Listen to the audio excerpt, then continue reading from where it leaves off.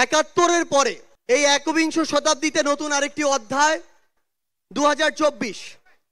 আমরা এখানে এই 24-এর অভ্যুত্থানে ফ্যাসিস্ট বিরোধী যে লড়াই করেছি, খুনি হাসিনার বিরুদ্ধে আমরা যারা ঐক্যবদ্ধভাবে লড়াই করেছি, বাংলাদেশের ফ্যাসিস্ট বিরোধী সকল রাজনৈতিক দলের মতের, ধর্মের, বর্ণের, বয়সের যে মানুষ আমরা আজকে এখানে ঐক্যবদ্ধ হয়েছি, আমরা প্রথমেই কৃতজ্ঞতা জানাতে চাই বাংলাদেশের ফ্যাসিস্ট বিরোধী লড়াইয়ের যত রাজনৈতিক দল ছিল যারা আজকে এখানে উপস্থিত হয়েছেন, আপনাদের প্রতি আমাদের অন্তরের অন্তঃস্থল থেকে কৃতজ্ঞতা।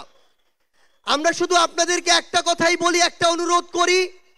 আমরা বিশ্বাস করি যদি ওই 5 আগস্টে খুনি হাসিনা জান নিয়ে পালিয়ে যাওয়ার পরে আমরা এই বাংলাদেশ নিয়ে যে স্বপ্নগুলো দেখেছিলাম সেগুলো আমরা বাস্তবায়ন করতে চাই, তাহলে আমাদের এই রাজনৈতিক দলগুলোকে ঐক্যবদ্ধভাবে কাজ করতে হবে। আমাদের যে কোনো একটি বিষয়ের পক্ষে বিপক্ষে কথা থাকবে, যুক্তি তর্ক থাকবে, কিন্তু দিন শেষে যেটা দেশের জন্য, দেশের মানুষের জন্য মঙ্গলকর, আমরা সবাই যেন সেটাতে ঐক্যবদ্ধ হতে পারি। আমরা বিশ্বাস করি আমাদের এই রাজনৈতিক দলগুলোর মধ্যে যদি এই মিউচুয়াল রেসপেক্টটা থাকে, আগামীর বাংলাদেশ হবে অপ্রতিরোধ্য বাংলাদেশ। আমরা আপনাদেরকে অনুরোধ করি বাংলাদেশের সরকারি যত কর্মকর্তা কর্মচারী আছে তারা যেন আর তাদের দায়িত্ব পালন বাদ দিয়ে তোষামোদির রাজনীতিতে লিপ্ত না হয়। আমরা অনুরোধ করি বাংলাদেশ পুলিশ নামক যেই প্রতিষ্ঠানটিকে খুনি হাসিনা ধ্বংস করে দিয়েছে সেই প্রতিষ্ঠানটি যেন কাজের মাধ্যমে তার গৌরবটি আবার ফিরিয়ে আনে। আমরা আপনাদেরকে অনুরোধ করি সরকারি সকল অফিস আদালত যত কিছু রয়েছে, সে পুলিশ হোক, বিচারক হোক, আমলা হোক, দয়া করে জনগণ থেকে হাত পেতে ওই ঘুষের টাকা নিবেন না। দয়া করে জনগণের জন্য, জনগণের সাথে সামান্য স্বার্থের জন্য এই অন্যায়গুলো করবেন না। আমরা আপনাদের সামনে অনুরোধ করতে চাই এই রাষ্ট্রীয় প্রতিষ্ঠানগুলোকে খুনি হাসিনা নিজ হাতে ধ্বংস করে দিয়ে গিয়েছে। সকল রাজনৈতিক দলকে ঐক্যবদ্ধভাবে এই প্রতিষ্ঠানগুলো সংস্কার করতে হবে। এই প্রতিষ্ঠানগুলোতে যেন সেই মানুষটি বসে যেই মানুষটি দেশ এবং মানুষের জন্য ভালো, সেই মানুষটি নয় যেই মানুষটি আমার মাইম্যান। আমাদের একটি জিনিস লক্ষ্য রাখতে হবে, আমার সামনে আমার আহত যোদ্ধারা, আমার সামনে 16 বছর ধরে বিভিন্ন রাজনৈতিক দলের কিংবা নির্দলীয় যারা ফাইট করেছেন তারা বসে আছেন। আমার সামনে আমার শহীদ পরিবার রয়েছে। এই প্রত্যেকটি গুম, খুন, বিচার বহির্ভূত হত্যা, এগুলোর বিচার যেন আমরা ঐক্যবদ্ধভাবে করি। এই খুনি হাসিনার বিচার যেন আমরা ঐক্যবদ্ধভাবে করি।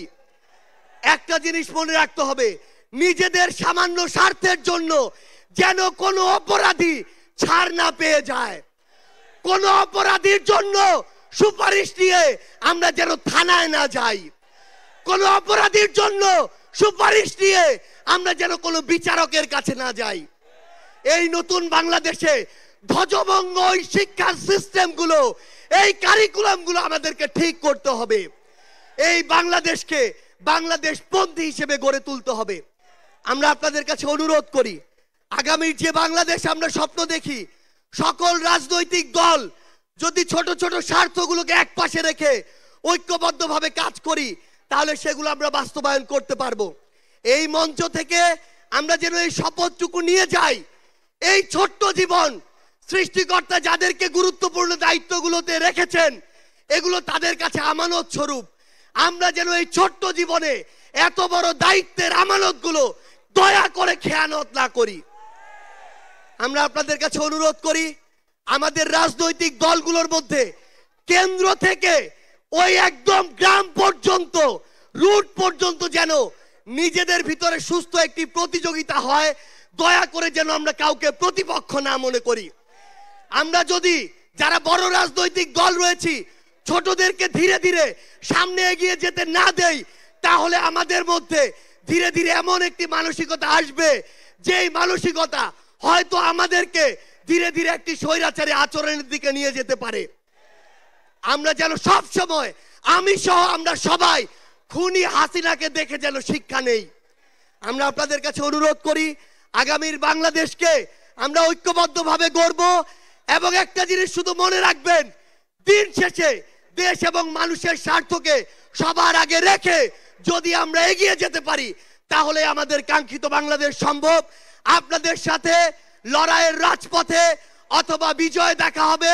সব সময় বাংলাদেশের এই নতুন আজ যে পার্টিটি জন্ম নিতে যাচ্ছে, সেই পার্টির সাথে থাকবেন, সমর্থনে থাকবেন, দোয়ায় রাখবেন।